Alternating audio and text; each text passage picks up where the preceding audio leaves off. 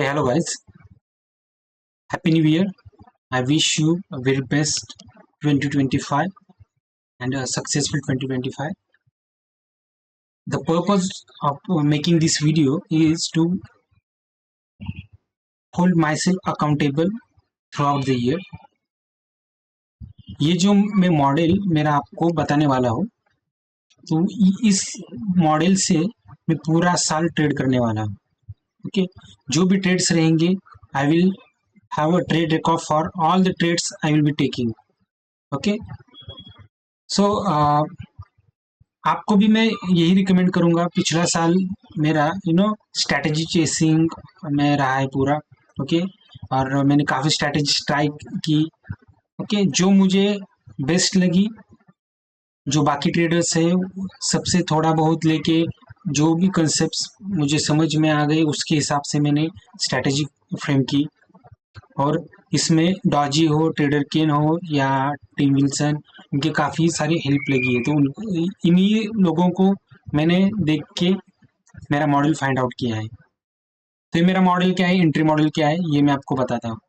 Okay, before going on charts, let's discuss rules. तो first thing जो trade लेने से पहले रहेगा वो रहेगा बायस. ओके, फर्स्ट स्टेप, चार्ट्स अगर मैं ओपन करूंगा तो पहली चीज क्या देखूंगा मैं, बायस. बायस कौन से टाइम फ्रेम पे देखूंगा मैं, डेली. अगर क्लियर नहीं है तो मोस्टली मैं 4 आवर 1 आवर पे बायस फॉर्मेशन ट्राई करूंगा. बायस फॉर्मेशन में कैसे देखो मतलब करूंगा, तो IRL ईयर कॉन्सेप्ट है वो फ्रेम करूंगा. उससे मुझे क्लियर नहीं हो रहा तो जो सिंपल जो इनवर्स फेयर वैल्यू गैप से उसके देखूंगा, या जो MMXM फ्रेमवर्क में हम कहाँ पे हैं तो उसके हिसाब से मैं देखूंगा, या जो SBS सीक्वेंस है उसे भी मैं बायस के लिए फॉर्म करूंगा ऑन हायर टाइम. उसके बाद जो भी लेग होगा उसमें मैं 15 मिनट का जो भी फर्स्ट और लास्ट फेयर वैल्यू गैप्स रहेंगे वो मैं मार्क करूंगा. और ये क्यों मार्क करूंगा ये मैं आगे बताऊंगा. सेकंड थिंग, बायस फॉर्मेशन हमारा हो गया. ओके, बायस फॉर्मेशन हो गया. अगर ये आपको इसमें से कुछ टर्म्स क्लियर नहीं है कि IRL ERL का क्या है, IFG MMXM, तो फिर आप काफ़ी यूट्यूब पर वीडियोज़ है वो आप क्लियर कीजिए. ये सारा बेसिक है और ये आपको पता होना चाहिए. सेकंड थिंग, बायस मेरा फॉर्म हो गया, लेट से मेरा बुलिश बायस बना. उसके बाद मैं क्या देखूंगा कि क्लियर ड्रॉ ऑन लिक्विडिटी जो 15 मिनट या उससे भी ज़्यादा के टाइम हायर टाइम फ्रेम पे रहेगी वो मैं मार्क कर दूंगा. ओके, और जो ड्रॉ ऑन लिक्विडिटी क्या रहेगा, जो भी इक्वल हाइज रेड नहीं हुए, ओके, या इक्वल बॉडी हाइज है, बॉडी लोज है, या previous day low previous day highs जहाँ पे लिक्विडिटी फॉर्म हुई है वो जो रेड नहीं हुई थी वो मैं मार्क कर दूंगा. उसके बाद मेरा जो ट्रेडिंग का टाइम रहेगा वो 1:45 से लेके 4:30 जो लंदन ओपन रहेगा वो रहेगा. ये न्यूयॉर्क ओपन टाइम है. ओके, ये अपना इंडिया का टाइम नहीं है. ये 1:45 AM से 4:10 AM तक ये जो लंदन सेशन में ट्रेड करूंगा. उसके बाद 8:45 से 11:10 AM जो न्यूयॉर्क AM सेशन रहेगा वो मैं ट्रेड करूंगा. अब यहाँ से यहाँ पे मैं 8:45, कभी कभी मैं 8 या 8:30 पे ही आ जाऊंगा जब मुझे पता है कौन से डेज आना है. तो जैसे NFP वगैरह डेज रहते हैं 8:30 न्यूज़ के बाद मुझे मैं चार्ट्स ओपन कर सकता हूँ इससे पहले भी, लेट से 8 o'clock. बट मेरा ओवरऑल टाइम फ्रेम यही रहेगा. मैं चार्ट्स ओपन डायरेक्टली इसी टाइम पे करूँगा, उसके अलावा मैं ज़्यादा चार्ट्स देखूंगा ही नहीं. Because I have seen last year that more I open charts, more I do chart analysis, more I take trades, more I loss. I lose money. More I make, losses, and more I disturb my psychology, my mental energy, physical energy. All the things boils down to higher time chart watching. Okay, so मेरी आपको यही गुजारिश है कि आप भी आपका time एक डिसाइड कीजिए और उसी टाइम में आपको चार्ट्स देखने हैं। ये काफ़ी इम्पोर्टेंट और इम्पोर्टेंट टिप है जो मुझे 1 साल के बाद पता चली है। ओके, सेकंड जो रहेगा कि एंट्री जो मेरी रहेगी वो मैक्रो में ही रहेगी। उसमें ये कंडीशन है, अगर एसएमटी मुझे इस टाइम फ्रेम के बाहर भी, मैक्रो के बाहर भी मिलती है, क्लियर एसएमटी और मेरा क्लीन मॉडल दिख रहा है मुझे, तो मैं ट्रेड ले सकता हूँ, बट वो लो प्रोबेबिलिटी रहेगा। मोस्टली जो ट्रेड्स रहेंगे मेरे वो मैक्रो के अंदर ही रहेंगे। उसके बाद पहला स्टेप हमने जैसे देखा, हायर टाइम फ्रेम बायस हमने सेट किया, लेट से हमारा बुलिश बायस मिला हमें, हमें क्लियर ड्राउन लिक्विडिटी मिली कि हमारा टारगेट कहाँ पे होना चाहिए, कहाँ पे प्राइस अट्रैक्ट हो रहा है। उसके बाद टाइम पे हम मैक्रो टाइम पे आएंगे, और मैक्रो टाइम पे हम जो स्टॉप रेट्स है वो देखेंगे। ओके, मैक्रो में टाइम पे जो भी स्विंग हाई लो ब्रेक हो रहे, या हायर टाइम फ्रेम एफईजी जो भी 15 मिनट से ऊपर के टाइम फेयर वैल्यू गैप से वहाँ पे टैप होता है, और मेरा बायस के हिसाब से मुझे वहाँ पे एसएमटी फॉर्मेशन दिखता है, और उसके बाद मुझे 1 मिनट पे इन्वर्जन मिलता है या 3 मिनट पे इन्वर्जन मिलता है, तो मैं उसमें ट्रेड लूंगा। ओके, अब ये देखने में आपको थोड़ा डिफिकल्ट लगेगा, मैं चार्ट्स पे आपको एक्सप्लेन कर दूंगा।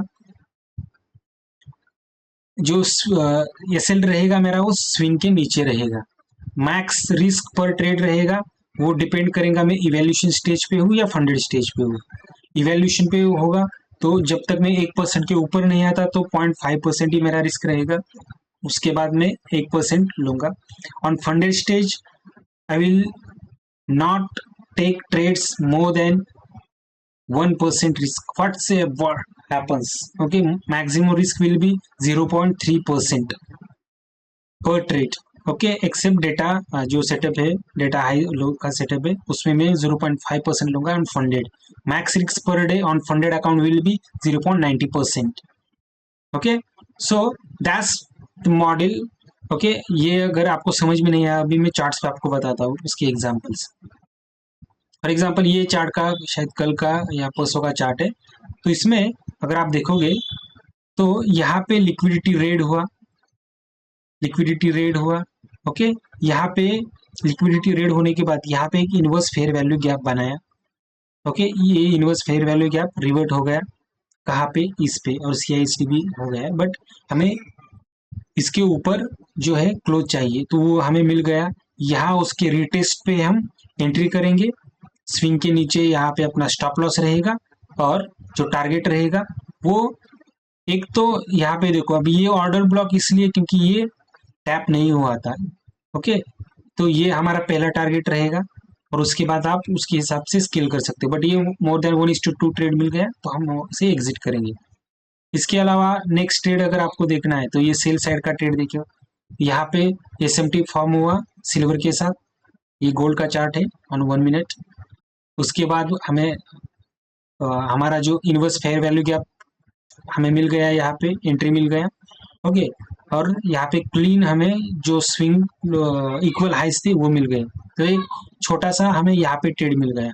इसके अलावा आप अगर देखना चाहते हो जो भी और ट्रेड से, तो फॉर एग्जांपल इसमें देखो। ओके सॉरी, मैंने वही चार्ट्स ओपन कर दिया।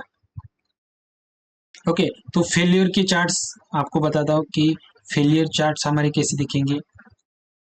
ओके, तो ये काफ़ी कॉम्प्लिकेटेड आपको लगेगा, बट ये देखो यहाँ पे हमने क्या नहीं किया, यहाँ पे जो लिक्विडिटी पड़ी थी वो लिक्विडिटी लंदन लो नहीं लिया। ओके, मार्केट ने, और ये सेशन शॉर्ट हो गया यहाँ पे लिक्विडिटी का रेड होने में। ओके, तो इसे हम बोलेंगे सेशन शॉर्ट लिक्विडिटी। ओके, ये जो लो है ये सेशन शॉर्ट लिक्विडिटी है।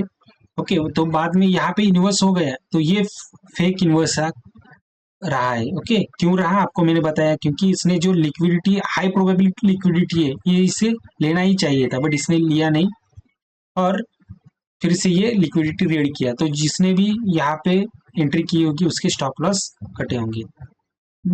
इसके अलावा आपको नेक्स्ट ये देखो, ये हमारे मैक्रो के आसपास हमें एंट्री मिली। मैक्रो टाइम जो है लास्ट 20 मिनट का विंडो आईसीटी के हिसाब से बताया, बट मैं 5 मिनट्स एक्स्ट्रा ऐड करता हूँ। जैसे 9:45 से लेके मैं 10:15 तक उसमें अपॉर्चुनिटीज देखूंगा। तो यहाँ पे हमें लिक्विडिटी ग्रैब हुई, ये लंदन लो भी, लंदन हाई हमारा जो था वो लिक्विडेट हुआ, स्विंग लो लिक्विडेट हुआ, इनवर्स फेयर वैल्यू गैप मिला हमें, इनवर्स फेयर वैल्यू गैप हमें रिवर्ट हुआ। रिवर्ट होने के बाद यहाँ पे मेरा जो बायस था ये इक्वल लोस थे। ओके, बट यहाँ पे 5 मिनट पे एक रिपर जो पीडीआर है वो बना था, तो वो देख अल्गोरिथमिक सिग्नेचर देखिए कि वो 5 मिनट रिपर था, उसके नीचे बॉडी कैंडल क्लोज ही नहीं हो रही थी। तो ये आपको सिग्नल देता है कि यहाँ पे आपको निकल जाना चाहिए। ओके, तो आपने अगर इस फेयर वैल्यू गैप में अगर एंट्री ली होगी, ओके, तो भी आप ब्रेक इवन में या आपका लॉस ही हो जाता। ओके, तो आपका बायस कितना भी स्ट्रांग हो, सारी मॉडल कितना भी करेक्ट हो, आपके स्टॉप लॉस होंगे। ओके, तो बस यही था। Thank you for watching this video.